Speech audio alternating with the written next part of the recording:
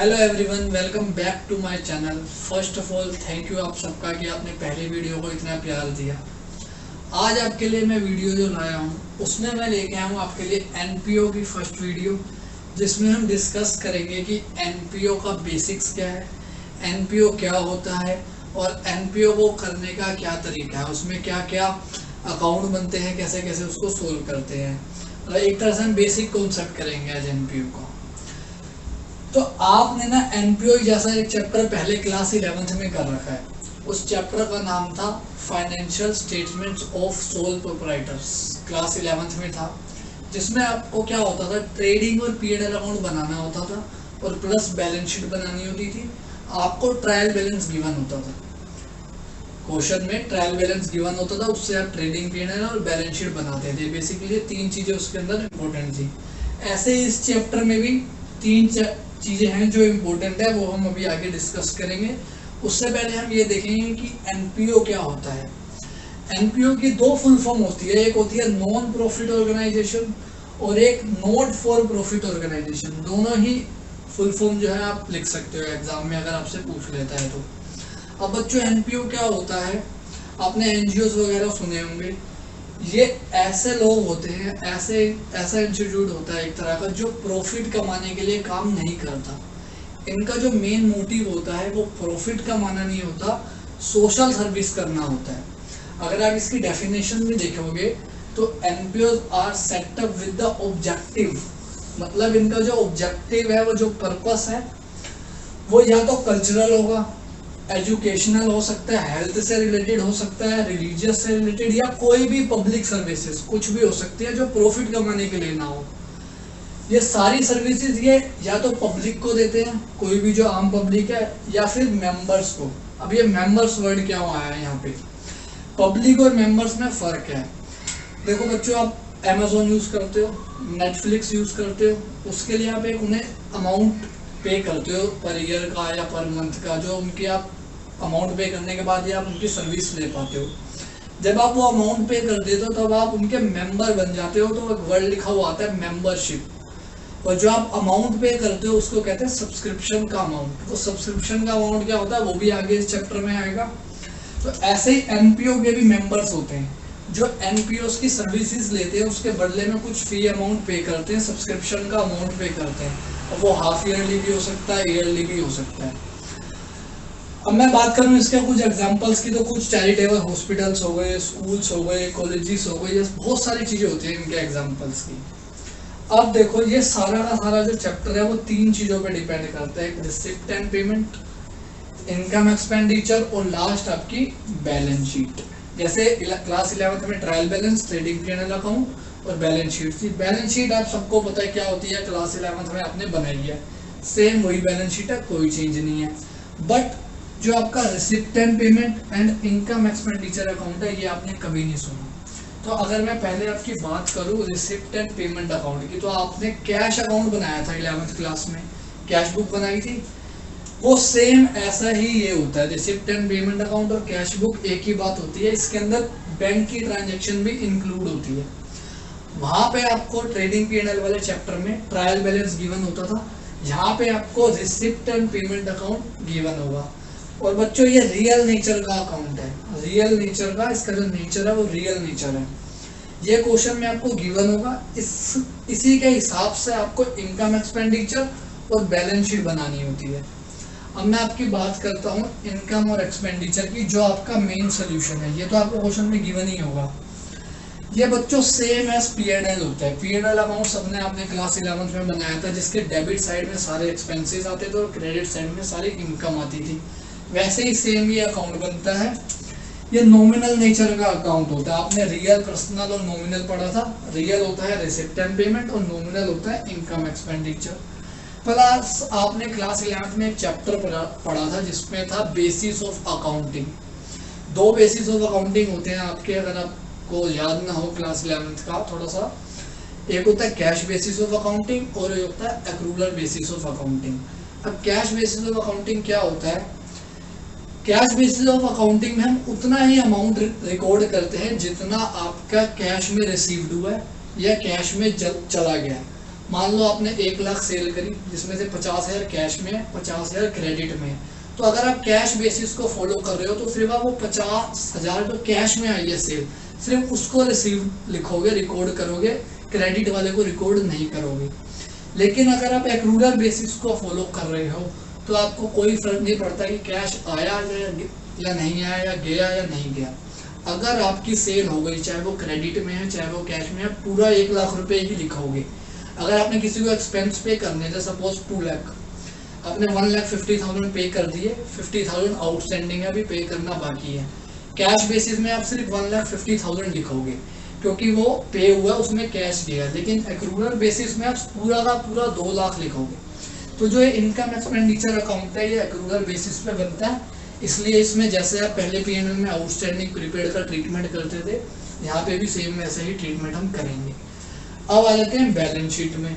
Balance sheet आपने class 11th में, फिर मैं आता हूँ, आपने एक चैप्टर पढ़ा था single entry system.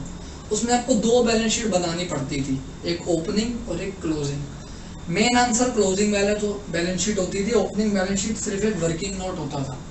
Opening balance sheet आप क्यों बनाते थे? ताकि आपको ओपनिंग कैपिटल का अमाउंट मिल जाए। जब तक आपको ओपनिंग कैपिटल नहीं होगी तो आप क्लोजिंग बैलेंस शीट में क्या डालोगे?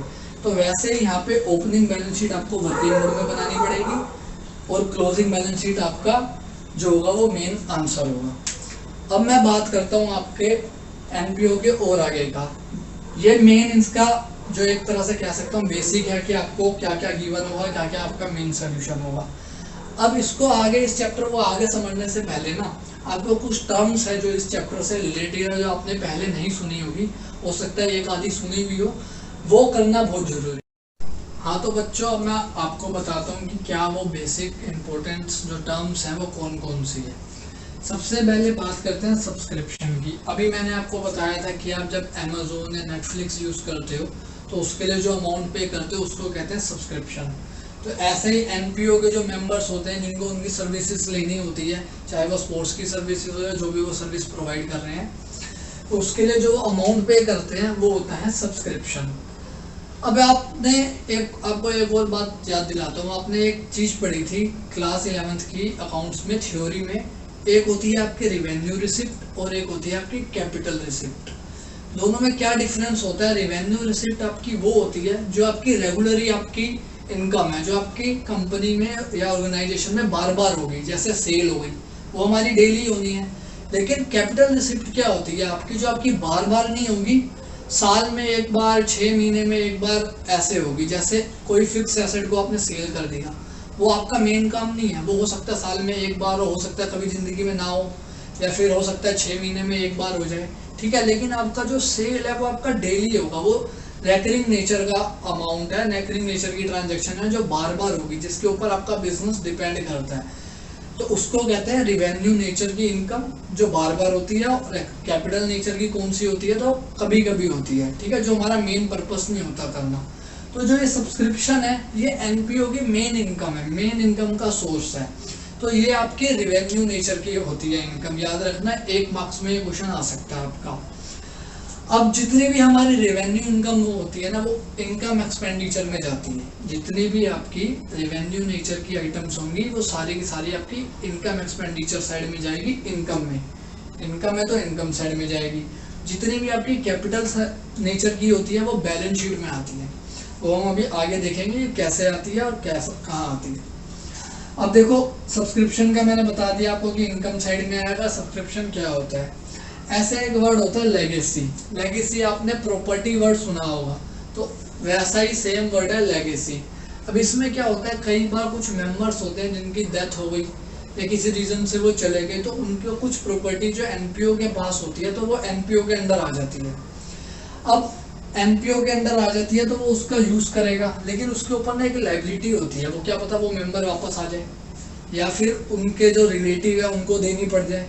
तो इसको हम बैलेंस शीट में लायबिलिटी में मान के चलते हैं, इसको हम अपनी इनकम मान के नहीं चलते। पहली बात तो ये बार बार थोड़ा होगा, हर मेंबर थोड़ा मरता जाएगा हमारा। एक कभी कभार होता है कि कोई मेंबर अपना प्रॉपर्टी कोई सामान छोड़ के चला गया, तो वो सब। देन आपका डोनेशन वर्ड तो आपको पता होगा, लेकिन डोनेशन ना 2 टाइप के होते हैं, एक होता है जनरल और एक होता है स्पेसिफिक। अब जनरल डोनेशन क्या होता है, मान लो आप एक एनपीओ चलाते हो, मैं आपके पास आया, मैंने कहा सर ये लो 10,000 रुपये और आप ये मेरी तरफ से डोनेशन है, आप इसका अच्छे से यूज़ करना। कुछ स्पेसिफिक मैं बता के नहीं गया कि आपने इसका क्या करना है, आपने इसके कपड़े लेने हैं, आपने बच्चों के कपड़े लेने हैं, या इससे बिल्डिंग बनवानी है, बुक्स खरीदनी है, कुछ नहीं बताया, सिर्फ पैसे देके चला गया। वो होता है जनरल डोनेशन। ये आपकी इनकम साइड में आता है, इसको हम रेवेन्यू नेचर का मानते हैं। ये बार बार हो सकता है एनपीओ, उसके बाद तो डोनेशन यही मेन इनकम भी होती है। अब स्पेसिफिक क्या होता है, वही मैं 10,000 रुपये देने आया और मैं बोल के गया आपको कि इससे आपने वाटर कूलर लगवाना है, या बच्चों के लिए कपड़े खरीदने हैं, या झूला वगैरह लगवाना है। मैं स्पेसिफिक आपको एक पर्पस दे के चला गया। अब आपके ऊपर लायबिलिटी आ गई कि आपको ये काम करना ही पड़ेगा जिस चीज़ के लिए पैसे आए हैं। तो ये आपका बैलेंस शीट में जाएगा लायबिलिटी साइड में, अगर वो स्पेसिफिक डोनेशन है। क्वेश्चन में लिखा होगा कि डोनेशन किस चीज़ का, नहीं लिखा तो हम हमेशा रेवेन्यू जनरल डोनेशन मानेंगे, इनकम साइड में लिखेंगे इनकम एंड एक्सपेंडिचर अकाउंट के। अब मैं आता हूँ आपका लाइफ मेंबरशिप फीस। अब ये क्या होती है, कई बार लोग पूरी लाइफ की सब्सक्रिप्शन ले लेते हैं, एक साथ मेंबरशिप ले लेते हैं। अब मान लो सपोज करो मैं ट्यूशन में पढ़ाता हूँ और किसी बच्चे ने मेरे को पूरे साल की fees they the, in case 2 महीने बाद मैं ट्यूशन पढ़ाना छोड़ दूँ तो क्या मुझे उस बच्चे को फीस वापस करनी पड़ेगी या ऑफ कोर्स करनी पड़ेगी। तो ये मेरे ऊपर एक लायबिलिटी है कि अब उस बच्चे को पूरा साल पढ़ाना ही पड़ेगा, अदरवाइज मेरे को पैसे वापस करने पड़ेंगे। तो लाइफ मेंबरशिप फीस हमेशा बैलेंस शीट में लायबिलिटी में आती है, ठीक है। हम अपने ऊपर एक कर्जा मान के चलते हैं कि कल को उसे वापस भी देनी पड़ सकती है। देन लास्ट जो वर्ड है एंट्रेंस फीस में। अब ये एंट्रेंस फीस क्या होती है, आपने ऐसे ये वर्ड सुना होगा एडमिशन फीस।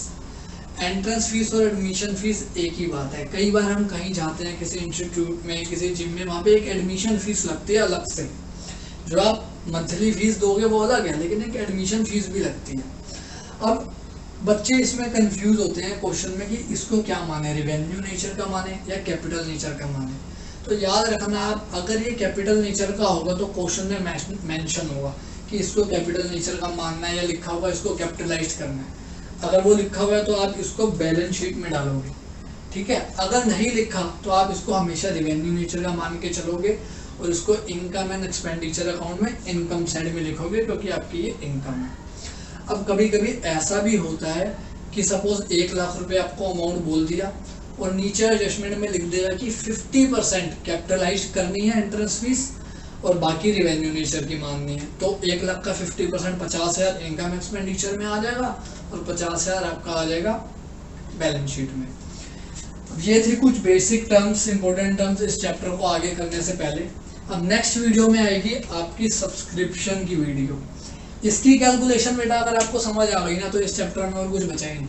यही होता है जिसमें गलती होने के चांस होते हैं, और ये इंपॉर्टेंट भी इसलिए ज़्यादा है क्योंकि इसका एक अलग से 4 नंबर का क्वेश्चन भी आता है। मेन क्वेश्चन में तो आएगा इनकम एक्सपेंडिचर के साथ, प्लस 4 नंबर या 3 नंबर का अलग से एक क्वेश्चन आता है।